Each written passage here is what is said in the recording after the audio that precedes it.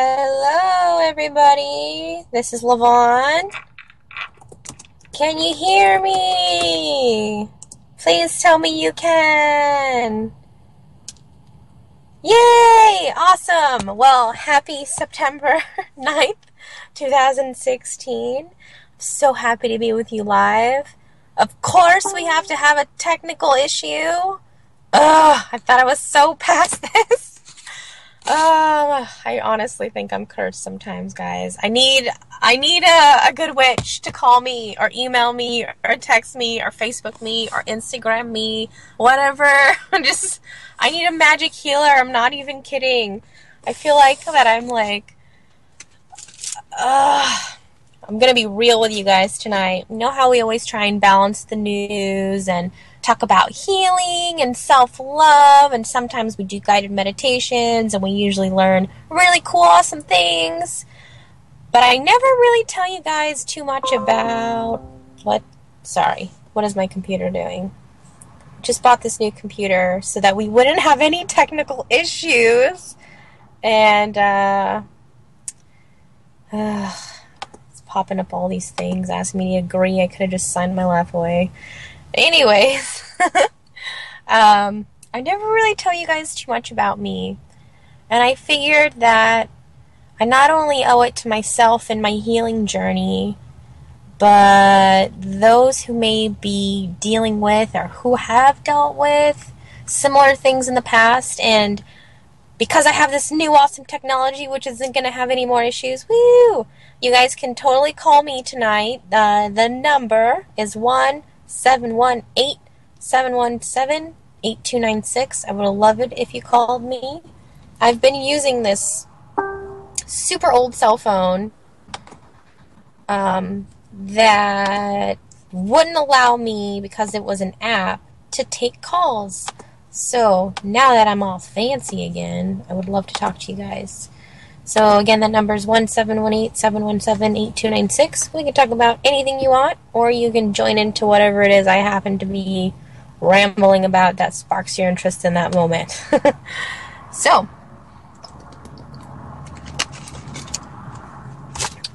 where to begin? Well, I suppose I should start at the beginning. I mean, that's pretty good, right? My mom was born to my grandma, who was a single mother of many children, less than 10, more than 7. It's still I'm serious. She had 7 kids, and she grew up in Utah with her parents. I don't really know their names or too much about them, other than they were horrible to her. My grandma was unfortunately raped when she was a young girl, and she did not want to abort that baby despite her father's urges. So, being the nice, loving man he was, he outcasted her, and he shunned her from the family, and he didn't allow her to receive any type of help in any way. And she came from a big family. I mean, these are Mormons in Utah. It's true.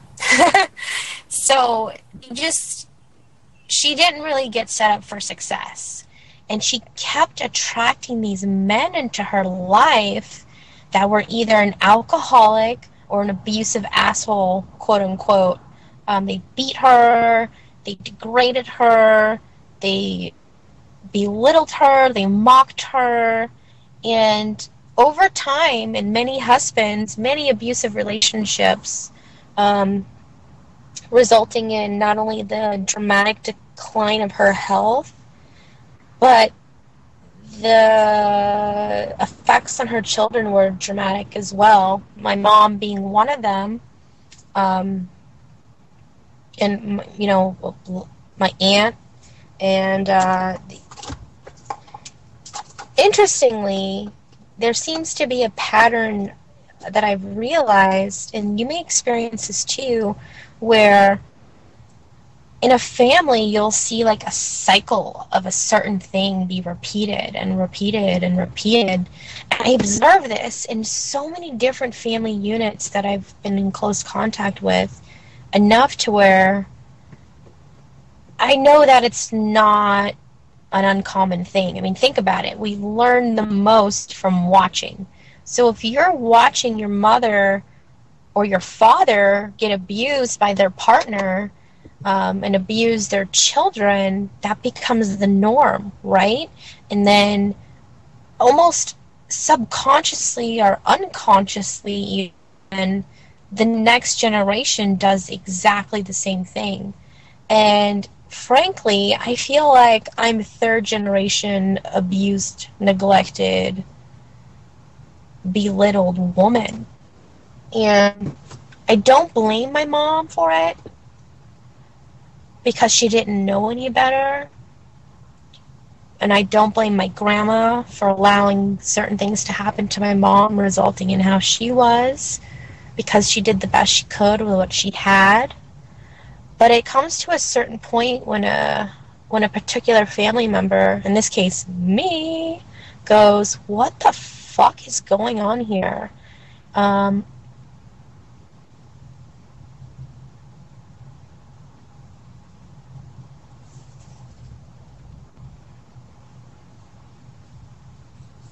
I don't know if I'm still connected or not. I just saw a weird little message there.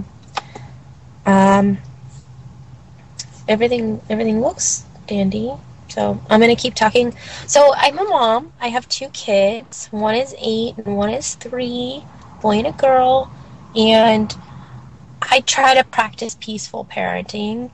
And it's difficult, though. Like, sometimes I feel like there's aspects of my mom, and we'll get to that come out, and I'm just like, whoa, whoa, whoa. Who is this woman speaking through me? And then I realize, holy shit, girl, like, that's your experience. Do you want to give that, even though it's a diluted version, there's still that tone, man. I reach a certain tone where I'm like, oh my God, what the fuck? I made a sound that was like it. Oh.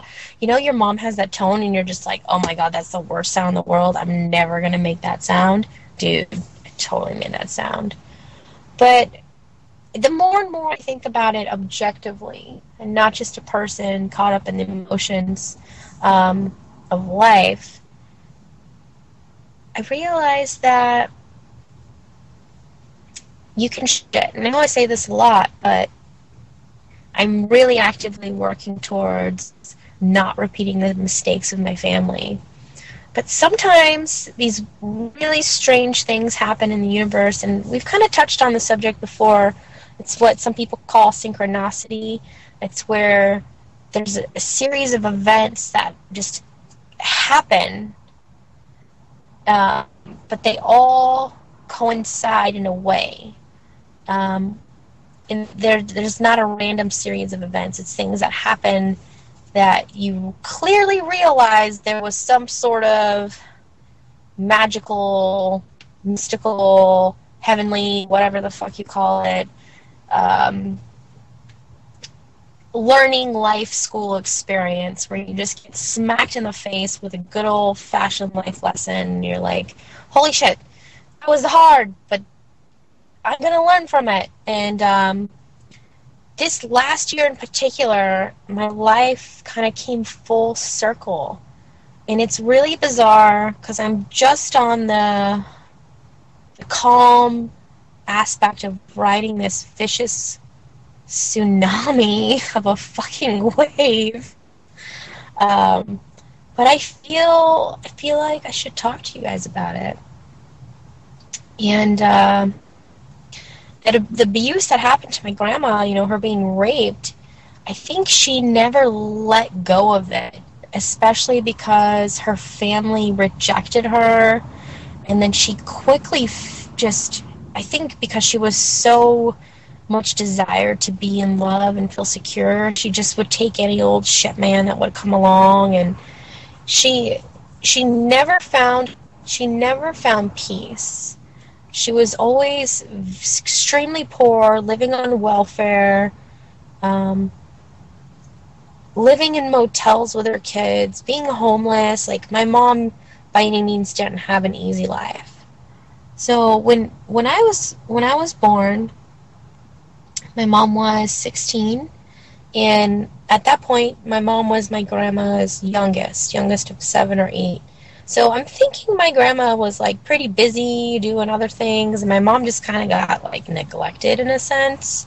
Um, Not neglected like my grandma didn't take care of her. Like my grandma, I think mentally and physically couldn't do the things for her that she needed, because by this point my grandma was like 300 plus pounds. Every condition that you can think of, she had.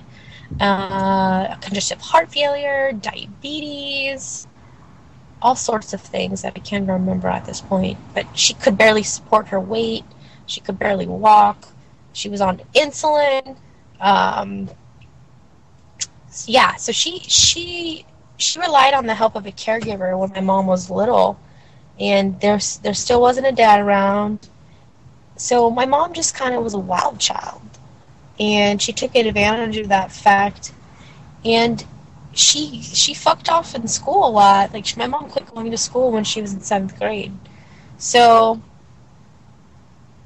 I think she really resented my grandma for not providing for her the things that she felt like she deserved. And I agree, she should have had a lot more. But sometimes, I'm an adult, so I realize sometimes parents do their best. And it's not like what you see on TV, but it's what they can do. But when you're a child, you don't realize that shit. You're just like, why is this happening to me? This is horrible. And you become traumatized. So my mom never got help. Like most Americans, they never get psychiatric help, which I think she really, really needed. I think my mom has like some major PTSD that she never healed from. Her own father, who was not very involved in her life, when he was allowed to be involved in her life, was physically inappropriate and pretty much molested her. So I can't imagine what that did to her. And it really left a mark on her. And so she kind of had this complex, this daddy complex. And she kind of just clung to anything that offered her security, just like her mom, right? So she met my dad when she was 16. He didn't speak English, and she didn't speak Spanish. My dad fled from Mexico because apparently his dad was involved in like some major mafia stuff. I don't even know. And he was a hardworking citizen. He became a citizen in this country. He spoke enough English to do that, but he wasn't fluent by any means. He had a great job. He worked with plants and flowers, and he drove them all across the country. So that's pretty cool. Anyways, I'm getting off point. So they meet and pretty much created. They have a really volatile relationship. I mean, how could they not? My mom didn't really have an example of any type of relationship. So she did what she knew. She argued and fought and accused him, which to a certain degree she had right to do. My dad was a beautiful man. Very charming, so he saw lots of ladies, so that caused problems in their relationship. But she was very beautiful and young, so they pretty much had an open relationship. Like, they practiced polygamy, but they were pissed at each other all the time about it, which I find really interesting. uh, uh, uh, so they're never in a healthy, stable relationship. My dad and mom finally reached a point where they're like, okay, let's be committed to each other. Let's do this. And at this point, I'm like, how old am I? I think I'm like 13 or 14 months old. Yeah, I'm just 1 or past 1, and they're moving in with each other. right? Because they're young, but they finally decided, okay, we're gonna do this. So my dad, and my uncle, who he also brought to this country to escape the perils of the family business, um, was my uncle Chewy was helping my dad over in Lakeside, which is a little yucky little place in San Diego, like the armpit of San Diego, but not a clean armpit, like really dirty. Like I've been out in the sun in front of a coal fire, atop a cast iron, topped with a cast iron stove, freaking making tallow candles hot, like so freaking sweaty. Okay, you get it. So my dad and my uncle are there, and they're preparing to like move us all in. And my mom and I had just left. Like we brought over a box and a little baby. My mom brought over some stuff in the car, and then she went back to my grandma's to get more stuff. And in that exact moment, a lady upstairs is pregnant, and she has children there, begins to scream, and like you hear a gunshot. So my uncle runs up there to try and see what's going on, and he gets into a fight with her husband, who's raging, and it turns out that he shot my uncle, and then he shot her in the stomach. And then my dad, of course, heard this, and he as well ran up, and at that same moment, the man, what is his name?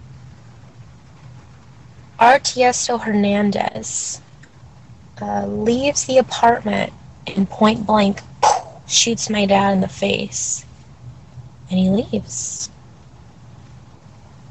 So my poor mother treated this man, in not an ideal fashion, always seeing other men, whatever, arguing with him. And then he all of a sudden is on life support just when they want to be committed to each other. After a couple years of a really immature kiddo type relationship, which we've all had, let's be real, a high school type experience, but with a baby in the middle. So he's on life support. My uncle, rest your soul, uncle, died immediately, and so did the poor woman and her baby. But I guess my dad was on life support for a couple days because my mom couldn't let him go. She just couldn't do it. And eventually she agreed to let him go because he was showing zero brain activity. So he was what they call legally dead. But she, still to this day, like all the information I'm telling you, I had to read from newspaper articles like that I dug out of the fucking archives online or found buried in boxes in storage. Like, my mom cannot talk about it. And that's been a super major burden for me. Like, this man created me, and I don't know much about him. I don't know what he liked to do. I don't know how he behaved. I don't know how he grew up or anything about his family, my family, essentially. I still can't date a Mexican because I don't know if he's my brother. No, in all seriousness, like, there's such a huge part of me that I have to discover in unconventional ways. So that's been an interesting experience. So most people don't grow up with that. But the result of that, like my dad physically dying, and people don't understand this, I can't cry over, I get upset that there's that void that I was just telling you, but I didn't know him. I don't know what I'm missing, in a sense. Like, that's the void there, and that's the biggest hurt, is that I don't know what I'm missing. I just know that there's this hole there. And it really, really damaged my mom. And she got into some really hardcore drugs, meth, which she'll never admit, but I know. And it just really it it consumed her like it does most people, and she did it to probably hide her horrible pain and overwhelming, daunting, scary feeling that she probably felt, not even being an adult herself, having the responsibility of raising me. She had support from my family, but I can't imagine what that was like. And I don't know what it was like for her, but I can only assume. But I'm a mom, and being a mom is not easy. It's the hardest job in the world. So she grew up really poor, not having many clothes, living in houses, like drug houses, because her siblings or her brother lived off my grandma like a leech. So he was always bringing druggies in and out of the house. And I saw people shoot up heroin and overdose, like right in front of me. It was common too. But my mom didn't want that for us. Even though I have major suspicions that she did meth for a really long time, she never did it around us or at the house. We'll get into that. So what happened is she got this boyfriend named Alan Cairo. You filthy mother. Anyways, this guy owned a lot of liquor stores, and he had some major bucks in late 1980s, and he also had a lot of drugs. And he used that power of money and drugs to pretty much keep my mom trapped. Not that she didn't have any part of it, but he supplied it to her, and we went to live with him, and he was the most abusive person I've ever encountered. I was just a little girl, and he would make me eat soap, and he would beat me with a really thick broomstick, the kind that you can't even put your hand around. And he was sexually abusive. Like, I don't even remember what he did to me, because I'm not there yet in my healing. But I know that it still affects me. Like, I have a sexual block. Like, this is really personal, but I think it's important. I hope nobody's listening. Like, I just pretend like nobody's listening. So, for a long time, and like even the first 100 times I had a sexual experience, like, it was uncomfortable. Like, I could not enjoy it. And for years after I became sexually active, like, I wouldn't physically let anybody else give me a climactic experience. Like, I had to be the one in charge. So I'm still trying to analyze that. But there are certain things, like, I can't be 100% vulnerable with a partner. And in my adult life, it's really affected me. Like, there have been some opportunities that I kick myself in the ass for, because I feel like when you're an abused person, you don't know how to accept things that are beautiful. In a sense, you think, I don't deserve that. I'm such a low piece of shit. Like, I can't have nice things. And that's why I try and talk to you guys about the fact that everybody deserves those things. Because I grew up my whole life thinking I didn't. And I had to learn that the human spirit is such a beautiful thing. But it was not easy to learn that. I felt like I walked through fire. So much fire to learn that. So that went on for a couple years, and I finally found the words to tell my family, but my mom didn't believe me. My grandma did, though. She believed me. Just like she believed her kids when it happened to them. But my mom wouldn't leave him right away. Because, drugs. Fucking chemicals. So I had to go live in Michigan with my aunt and my cousins and my uncle, away from my mom for a few years, and away from my grandma, who was like my mom. My mom was a child when she had me, so my grandma was my mom. And I love my aunt.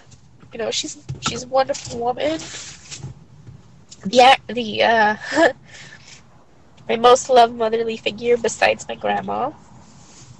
But it was really, really hard for me. Like, even as a 3-year-old girl, I clearly remember the day when everybody found out, like, that this had happened to me. And the women, they just wept. Like, they all just stood in a room and they just cried. Because they know that pain. Most women know that pain of somebody feeling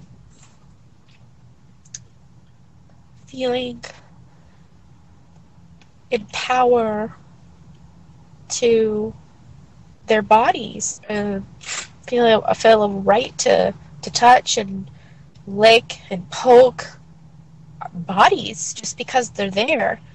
What a fucking animalistic behavior. Seriously, like, we all have sexual urges. It's in our nature to procreate and make copies of ourselves. But there's got to be a point in our society where it stops. And I have a theory. Well, that'll be the conclusion, though. So I'll never forget that. And watching them feel that way kind of set the stage for me on how to feel about it, So I knew something terrible had happened to me, but I couldn't understand what had happened. I didn't understand the severity of it. That this really old man did horrible things to me, and I had physical symptoms, and I had a verbal account of what happened, and I was an articulate little person, and I told them. And my family went to the police, and they said, there's not enough evidence. We can't do anything to this man. So I moved away. My mom got cleaned up, and met a nice man who became my stepdad. But this Alan Cairo dude, he still lives somewhere in San Diego. Yeah, I don't care that I said your whole name, you piece of shit. And, yeah, he got away with beating me and taking advantage of me sexually for years. Just because that's what happens to sexual predators. We've witnessed it recently within recent week, and I don't even want to say that guy's name because he doesn't deserve to come out of my mouth either, but it happens a lot. So I moved back home and things are great. My mom has this relationship with my stepdad, and I find out I'm gonna have a little sister. My sister's born and everything's going hunky-dory. And then my mom goes and sabotages it. And now that I'm older, I'm thinking it's part of that I don't deserve good things type of mentality when you're an abused person who hasn't healed or learned otherwise. And she got back to her polyamorous ways. I think I said polygamy earlier. I mean polyamory. For some reason, I use those words interchangeably. Like, come on, brain, get it right. So my mom liked to see multiple men, and my stepdad did not like that. And it was always a problem in their relationship. how could it not be, right? So they argued a lot, a lot, a lot. And I never saw, I never saw them happy together for a long period of time. Never more than 5 hours. There was always, I was always waiting for the next moment of an eruption from peace. My mom was just horrible, horrible to be around because she was always upset, never smiling, rarely, I should say rarely smiling. She's always super stressed out, or trying to go to work. You know, my mom worked a lot, what she called working a lot. She was never home, and my stepdad had to work as well to provide for us. So that put me in a position to where I had to be, because I have the two sisters, I had to be the mother role to them. So I kind of grew up really resenting that fact that my mom was never home. My stepdad was always working, and I was responsible for a lot of stuff. So I didn't really get to be a kid. And I'm grateful in retrospect that I've had all this time to think. Like, I wasn't doing normal kid stuff. I wasn't playing sports. I wasn't hanging out with friends. Not till high school, anyways, really. I was really stuck at home a lot, doing adult things, like making dinner, doing laundry, going over homework, making sure teeth were brushed, like trying to keep kids entertained. And I'm grateful now that I was that person for my sisters, but at the time I was not. I was not. I resented that a lot. But got to a point where I kind of attracted I I I don't know how it happened, but I attracted this guy into my life when I was 15, and at that point I had been like a really good kid, was really devoted to being with my sisters, and but I started to get hormones, right? And my dad worked with this guy who started coming over to our house a lot, and I didn't really like the guy. He kind of annoyed me. He was like 4 years older than me, so I'm 15. He's 19. And he hangs out in our, you know, on the weekends and stuff. My dad would have him over. And eventually, he's the only person my parents will let me go do stuff with. So this guy's older, and he's got, you know, he's really charming, and he convinces me to have a relationship with him behind my parents' back. And I'm a minor, and he's an adult. And at the time, I didn't know any better. I thought it was great. Like, I'm smart enough to know it's like statutory rape, but I didn't care. And I was just so desperate to like be in love and have someone there for me. And it was a really horrible experience in the sense that this guy controlled everything I did. He didn't want me looking too cute. He's super insecure.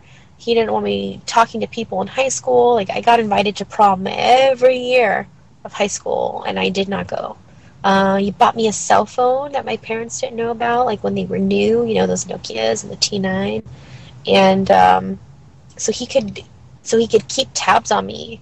And he was literally like constantly texting me, "What are you doing? Where are you with?"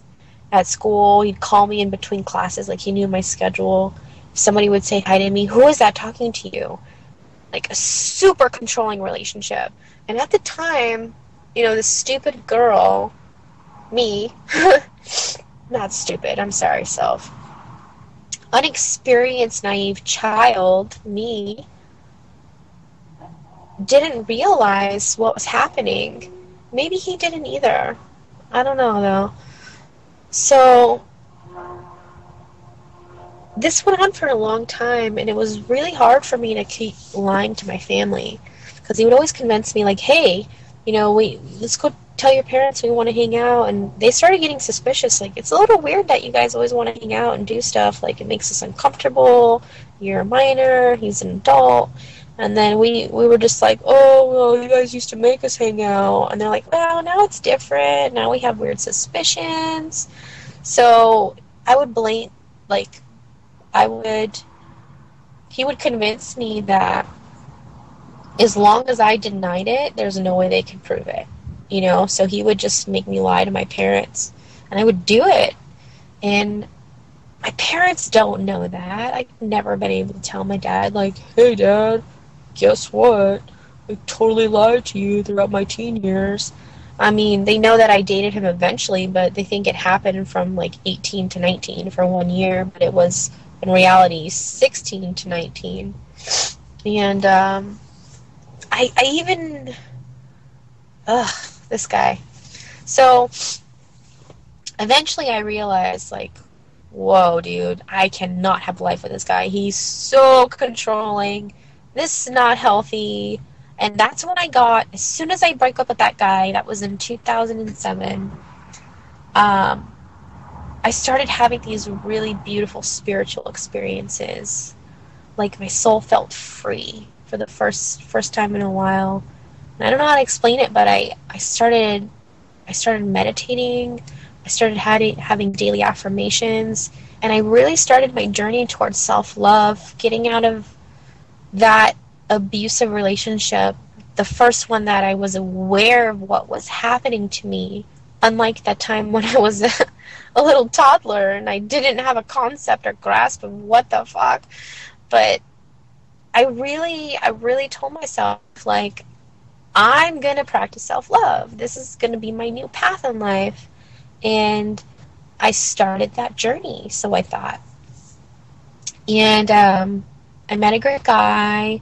We actually went to grade school together. So we met again. We had a baby. Got an apartment. Both had jobs. Things were going great. I ended up going to medical school, studying medicine, and studying holistic medicine, getting a great job in a doctor's office. You guys know that. That's where you met me, when I worked with the doctor. And I became a patient educator, and was doing body work on hundreds and thousands of people, not 100,000, but thousands of people a month, or every few months, whatever the flow was like that month. But it was great. I loved it. I was, I felt like a community leader. I felt like I was making a difference every single day in people's lives, like leading them towards their optimal wellness. And then something happened where a boundary was crossed, and I didn't know how to not stop it. And in hindsight, I realized that, and this was somebody I worked with, I won't say who, but I was put into a position where in hindsight, I think it was like I don't even know what the term is for it, but I couldn't stop it. Like, you guys know me. Like, I call people out on their shit. Like, I'm a little firecracker. But this guy wanted the rights to my body, and instead of saying no, I made jokes about it and uncomfortably went along. Like, I mean, at one point it was consensual, fun flirting, and then it got to a point where it wasn't. And then I would say no, and then work got awkward. And it's the same type of thing where the woman, if she physically doesn't have a picture of a man trying to stick his dick in her, or trying to lick her into place, or grabbing her boobs, or mounting her when he walks by, or pulling her hips into his hips. Like, unless you have, like, straight dick pics or, like, a porno, um, it just goes unpunished. And I quit my job, and I barricaded myself in a house that I was happily sharing with an awesome roommate.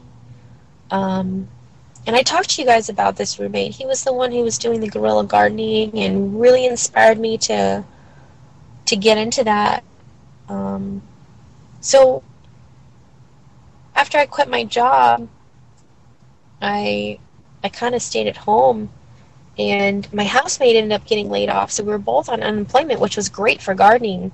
So that's when I got really into writing again and growing food. But at the same time, I was really trying to understand not only my pain as a woman experiencing unideal sexual encounters, but my mother's pain and my grandmother's pain, and who knows how many women before her in my bloodline, countless, I'm sure, because I don't want that for my daughter.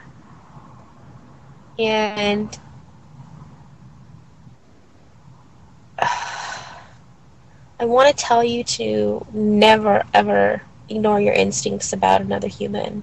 We're animals, you know. If you look at someone and they give you a feeling that makes you uncomfortable, and you know what I'm talking about, never, ever, ever, I don't care what the fuck is going on in your life, if you think you're projecting something, no. There's a gut instinct for a reason. Please hear me. Do not ignore it. So I'm going through this motion of, I don't have an identity, I'm not this, office manager, marketing director, patient educator bullshit title that I was clinging to. It's like, I was learning how to be okay with what happened. Not once, but twice, but 3 times. And realizing, like, I've got a fucked up idea of what love is. And it's my mission in life to have love on, not off. And that started because there are many types of love. And I realized that you don't have to accept all of them. And the most beautiful love is the love you give yourself. And I'm really learning that so much. But I'm still pissed off, and I'm really having a hard time, because not only did the man who abused my grandmother and my mother and myself, but now my daughter, our housemate ended up doing inappropriate things with my daughter right under my nose. And I had this, like, horrible suspicion, and I would think these things about him, like, oh, he's such a perv, like, oh, he's giving me a weird feeling. But I would tell myself, like, Lavonne, that's horrible that you would project that onto him. I'm not going to say his name because I'm afraid people will murder you. Ugh.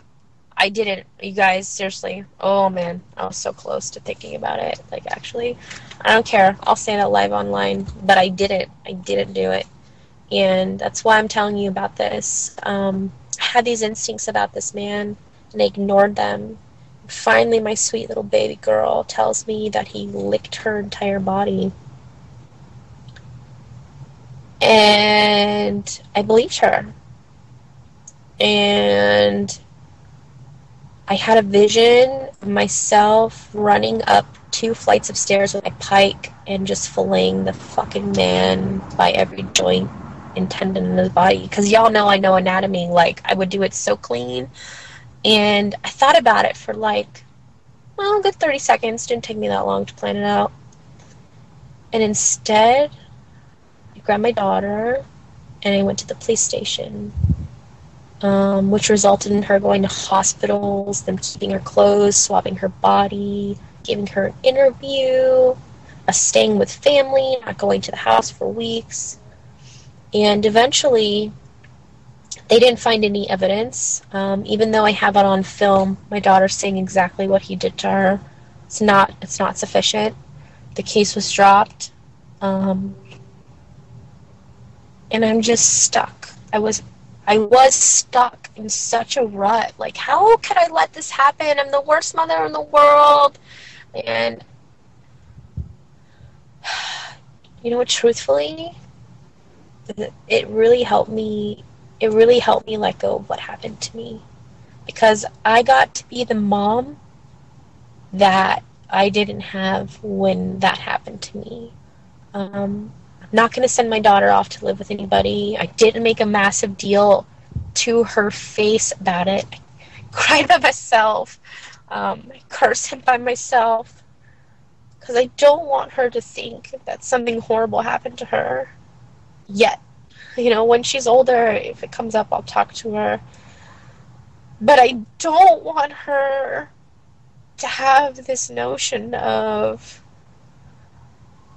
unworthiness. Like, I grew up with that. And that's not solely from my family. That comes from the media as well, thinking, oh, I don't have those tits, I don't have those hips, I have this really dark curly hair and big eyebrows and crooked teeth, and nobody has eyes like mine, and I didn't look like anybody, and then I got freckles, and like, oh my god. So besides all the emotional stuff, we grew up thinking that we're ugly because we're not those blonde hair, blue eyed girls with fucking 0-inch waist. Fuck you, conventional media. You're doing that to every woman in America. But that you can come from dirt. You can come from nothing and better. Don't let people take that away from you. Because I'm not going to let anybody take that away from me. I don't care what happens or how it happens.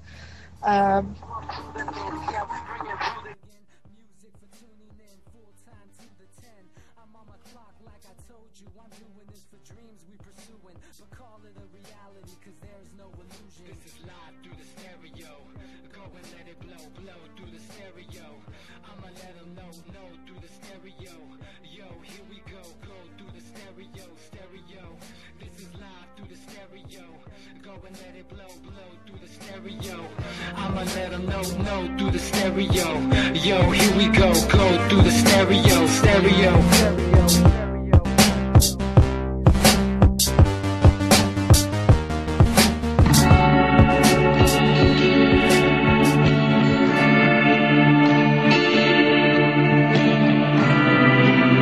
This is Ozzy Skateboard and Risk.TV.